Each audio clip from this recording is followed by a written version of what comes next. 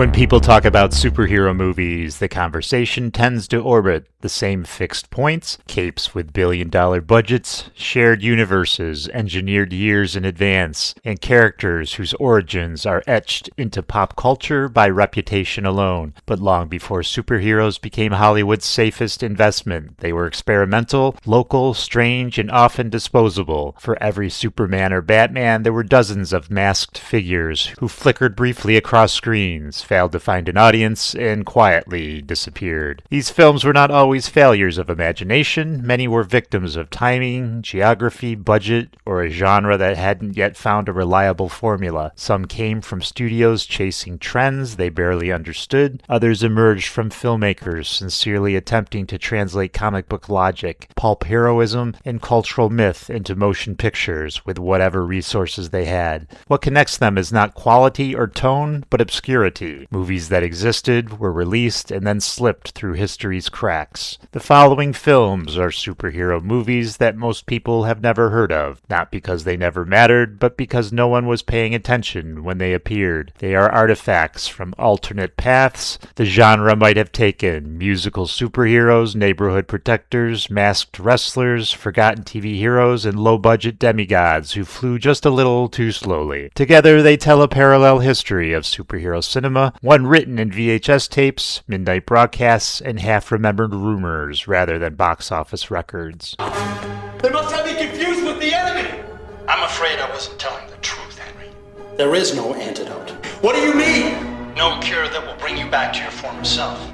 The Amazing Bulk follows Henry Hank Tumbler, a socially awkward man who is accidentally transformed into a purple rage-powered monster after a scientific mishap. The film loosely mirrors the Incredible Hulk formula, but instead of focusing on moral conflict or tragedy, it drifts through a barely structured narrative involving corporate conspiracies, a generic military antagonist, and a villain who exists more as an idea than a character. The story struggles to establish clear stakes, often jumping abruptly between scenes that feel disconnected, giving the impression of a movie assembled rather than written. From a production standpoint, the film is infamous. The film was produced on an extremely low budget. It relies heavily on unfinished CGI assets, stock footage, and mismatched visual elements. Characters appear composited over random explosions, deserts, and cityscapes that clearly originate from unrelated sources. While nominally marketed as a parody, the film lacks deliberate satire, resulting in an unintentionally surreal artifact. Its reputation grew not from traditional cult fandom, but from online disbelief that such a film could be commercially released at all. Bullshit! Bullshit! Bullshit, bullshit, bullshit, bullshit, bullshit, bullshit, bullshit, bullshit, bullshit! Bullshit! The Return of Captain Invincible from 1983. This film centers on Captain Invincible, a patriotic superhero disgraced in the 1950s after being accused of communist sympathies and subsequently blacklisted. Decades later, he lives in obscurity, struggling with alcoholism and irrelevance, until his old nemesis, Mr. Midnight, reemerges with a plan that threatens global annihilation. The film reframes the superhero narrative as a redemption story, examining aging, shame, and the loss of national faith through a bizarre, sincere lens. Production-wise, this Australian-made film is remarkable for being a full musical, complete with superhero showdowns expressed through song and dance. Alan Arkin plays the title role with surprising vulnerability, while Christopher Lee relishes his villainous musical numbers. Despite the talent involved, the movie failed to find an audience upon release, likely due to its tonal confusion. Too strange for mainstream audiences, and too earnest to function as parody. Today it remains a rare curiosity, admired mostly for its ambition rather than its execution. Natalia, what is it? You tell me. Condor Man, 1981. Condor Man tells the story of Woody Wilkins, a cartoonist who creates a superhero character as a hobby while working as a courier for the CIA. When espionage circumstances spiral out of control, the agency outfits him with the real version of his comic-inspired gadgets, forcing him to play hero against genuine international threats. The film blends superhero tropes with Cold War spy fiction, presenting a protagonist whose bravery is mostly accidental. The film was produced by Disney during a transitional era when the studio experimented with more adult and genre-driven live-action content. Though clearly designed to appeal to fans of James Bond and comic books alike, Condor Man underperformed and was quietly shelved by the studio for years. Its obscurity is largely artificial. Disney owned the rights but made little effort to preserve or promote it. Over time, the film has gained modest cult appreciation for its sincerity, practical stunts, and retro charm.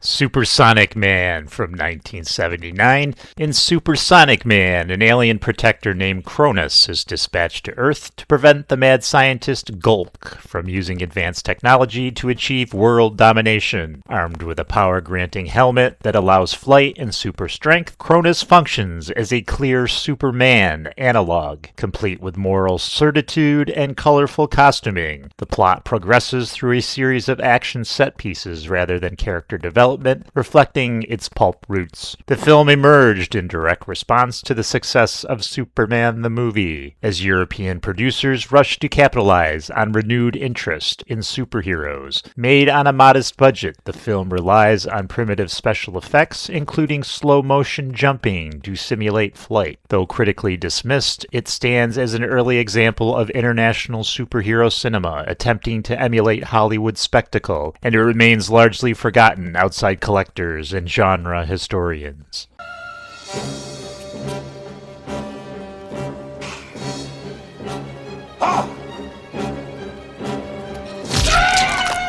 1993, Meteor Man. The Meteor Man follows Jefferson Reed, a gentle and idealistic schoolteacher who gains superpowers after being struck by a meteor. Unlike many superheroes, Jefferson's greatest challenge is not mastering his abilities, but learning how to use them to uplift his struggling, crime-ridden neighborhood without losing his humanity. The film emphasizes community, responsibility, and education over spectacle. Directed by and starring Robert Townsend, the film represented a significant cultural moment as one of the first major superhero films led by a black creative team. Its tone mixes comedy with social commentary, and its cast includes an unusually large number of prominent black performers. Despite this, the movie received mixed reviews and minimal long-term studio support, leading it to fade from popular memory. In retrospect, it is often cited as ahead of its time in representation, if not in execution.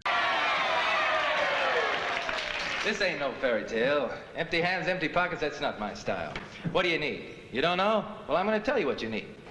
Mr. Freedom from 1969. Mr. Freedom is a French superhero satire that follows an aggressively patriotic, blatantly absurd American superhero sent to France to combat anti-American threats. Clad as an eagle emblazoned costume and speaking in bombastic slogans, Mr. Freedom wages war on communists, counterculture figures, and eventually the very society he claims to defend. The film deliberately portraying him less as a savior and more as an uncontrollable weapon of ideology whose presence creates chaos rather than order. Produced at the height of global anti-Vietnam War sentiment, Mr. Freedom was directed by William Klein as a sharp political critique of American culture, imperialism, and superhero mythology itself. Though technically a superhero film, it functions as a dismantling of genre years before deconstruction became fashionable. Its confrontational tone, fractured narrative, and overt symbolism ensured limited distribution outside art house circles, and it was never embraced by superhero fandom. As a result, Mr. Freedom remains largely absent from cinematic superhero histories, despite being one of the earliest films to interrogate the danger of unchecked heroic symbolism.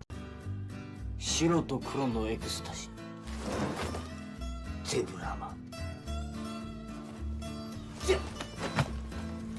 2004, Zebra Man. Zebra Man revolves around a deeply unhappy schoolteacher whose obsession with a forgotten children's superhero show becomes his emotional refuge. When bizarre events begin mirroring the show's plot, he dons the costume and gradually transforms into a real protector. The film uses the superhero framework as a metaphor for personal reinvention and suppressed desire. Directed by Takashi Miike, I'm not sure how you pronounce that. The film resists conventional genre boundaries. It oscillates between absurd comedy, melancholy drama, and genuine heroism, intentionally undercutting heroic spectacle with human frailty. While celebrated by critics familiar with Miike's work, Zebra Man never reached a wide international audience, leaving it oddly overlooked in global superhero film discussions, despite its sophistication.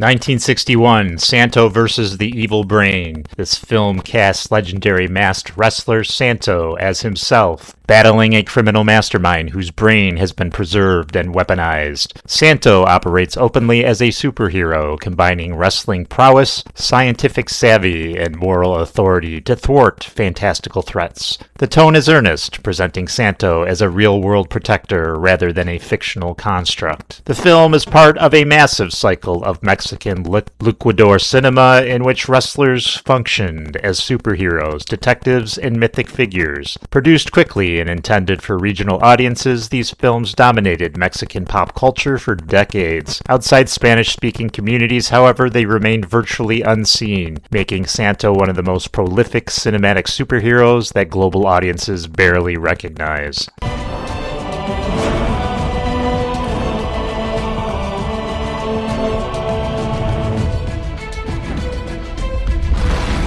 Krish, 2006. Krish follows Krishna Mara, a shy young man raised in isolation due to his extraordinary abilities. When he enters the outside world, he discovers his heroic destiny and confronts a villain exploiting futuristic technology. The film frames heroism as inherited responsibility, blending traditional mythic themes with modern science fiction. As a Bollywood production, Krish integrates musical numbers, romance, and melodrama into a superhero framework. It was a tremendous success in India and established a long-running franchise, yet it received little acknowledgement in Western superhero discourse. Its obscurity is contextual rather than literal. The film exists outside Hollywood's genre narrative, despite being one of the most commercially successful superhero films of its era globally. A 3,000-year-old vine conceals unthinkable technology. 1980, The Puma Man. The Puma Man tells the story of Tony Farman, a man who learns he belongs to an ancient Incan lineage chosen to protect humanity. By donning a mystical belt, he gains the ability to fly and enhanced strength, allowing him to combat a generic supervillain bent on world control. They're always after world control. The mythology gestures towards grandeur, but never fully materializes. The film was produced during Europe's exploitation boom when studios rushed low-budget genre films into international markets. Its special effects are notoriously ineffective, particularly its slow, drifting flight sequences. Though a commercial failure, the film achieved minor immortality through ridicule, especially after being featured on Mystery Science Theater 3000. Today it stands as a symbol of ambitious ideas undone by severe limitations.